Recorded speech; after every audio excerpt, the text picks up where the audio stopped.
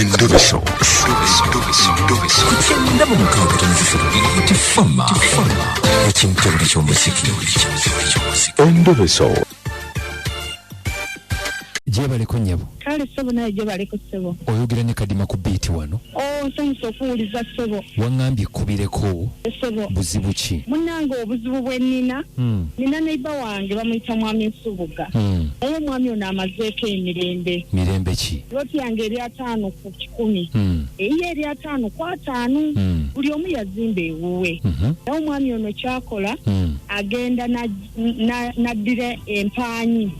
N'azisetula naye yeeyongerako ettaka ku lyange. Ng'ovudde ku ekyo mwami Nsubuga gwe njogerako. Amanyi n'okweyamba ewange era we njogerera famire ye yonna yeeyamba wange. Mutoyi yammwe. Obubi bwonna tebafuddeeyo bamutoyi oba ku kibanja bo bajja buzzi.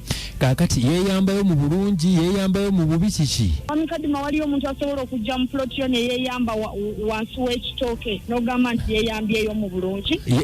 Tagenda mutoyi yammwe. Ate bwe tumugambako nga n'agenda mutoyi twandikitegedde munnange. Naye ate ajja na obubi bwonna n'abututeeraawo. Kaakati ane tikambuuze. Yeeyambamu alina toyi. Ali awo tetegereka omanyi fe abamu tosobola kulingiriza bya muno. Kati ki ekimweyambya wanewo ngambye? Nange kye neebuuza ate nga si ye yekka n'abaana be. Wagendako mu Erosi n'omuloopa? Nagenda. Erosi n'egamba eti. Nteekayo endowooza zange ne mbabuulira obuzibu obuliwo. Naye nga munnange. Ogambye ye Nsubuga? Ye mwami Nsubuga naye nga bw'omanyi munnange. Manyi na Erosi z'ennaku zino. Kaakati ekitegeeza mulina olutalo lw'ettaka. Olutalo lw'ondowooza weeruli kubanga buli omu alina ettaka lye naye ate kineewuunyisa ntakwata n'empaanyi ate n'aziseseetula. Naye olwayi olina ky'ogambye noga nti oba si ye yeeyambawo. Mukwano n'obubi ne kaakati obubi bw'ataddewo weebuli. N'essaawa zino bwe mba njogera naawe n'obubi nga bukyali bubisi weebuli. Nga yabutaddewo? Nga yabutaddewo mwami Nsubuga atufuukidde ekizibu tetumanyi obuzibu buva ku ki ate n'antagambwako. N'antagambwako. Twagezaako ogendako ku Erosi munnange okubirira enduulu. Kati oyagala tukole ki? Badde nsaba mugambe ku Mr. Nsubuga. Bambi eky'obuyonjo nakyo kikulu. Saawa zino tulina mu mbeera ya bulwadde Ebola tuwulira mu ab'amalediyo mutubuulirira okubeera abayonjo. Naye kigendeza bakyaleetanga obubi n'abuteeka ewange kyeneewuunya. Ogambe luno obubisi ssaawa zino? Ne kaakati waliwo obubisi mwami Kadima. Mugulayo mutya ekiro? Kikyakulimba kikyagamba nti nooba ki naye mwami Nsubuga mbadde nsaba yeddeko afune ku mpisa z'omu bantu. Tulina abaana naye obubi agenda bumansa ekineewuunyisa abuteeka wange. Kale kanjogereko naye tulabe oba anaakyusaamu. Bambi akyuse. Tovaako kubeerako ng'owuliriza.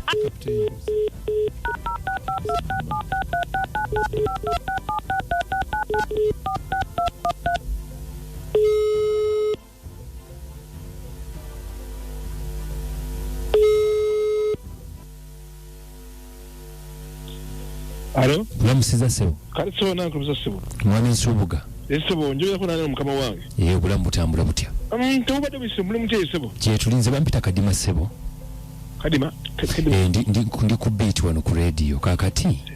Beat. Kaakati. Ssebo. Nina neiba waawe bamuyita mukyalaaneti.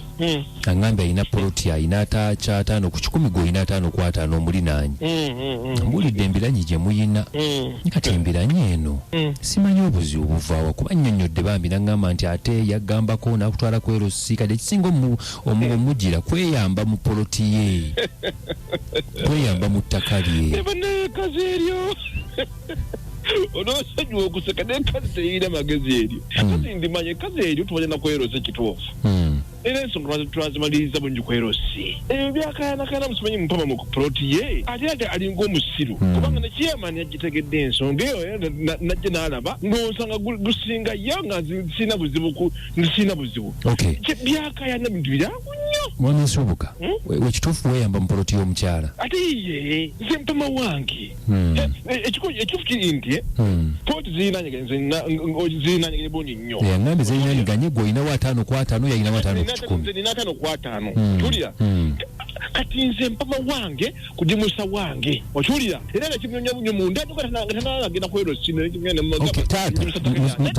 mpuliriza bulungi njimusa wange beyavaawo nagenda mwerosina ndoopo ensonga netuzitula mwerosina nezigwa bulungi nnyo kiyama nasitwa ku bigere bye najja napima najja nalaba embwa eyo sinogiyita n'embwa eyembwa tuleeta olukuba ne tupima kyeyakola yaddi oluwanyi n'alukyusa otulira n'alusembezaawo saidi era endala ngabo ye olowooza nti no nze bwe mba ngenze eri mbawuwe kumba ali wange olina ttooyi oba tolina ttooyi kati nange kyenjala okubuuza bwe mba nettaka lyange ndagala bugimusa netagisa kugenda kugamba nti kakole obanga tetugimusa na bigimusa byaffe ffennyini tukozesa busa bw'ente n'ebirala lwaki weeyambawo buno bubeera buki kati mbu n'abaana mwenna sinaabaana bonna ne mukyala wange era etteeka nabagamba balina kudda mu nnimiro okiwulira ntalina okuteekamu ebintu byange ng'obugimu weebuli naye nga we nkunyonyodde buli muntu alina enfo ye abaana balina enfo yaabwe omukyala alina enfo ye nange nina enfo yange buli muntu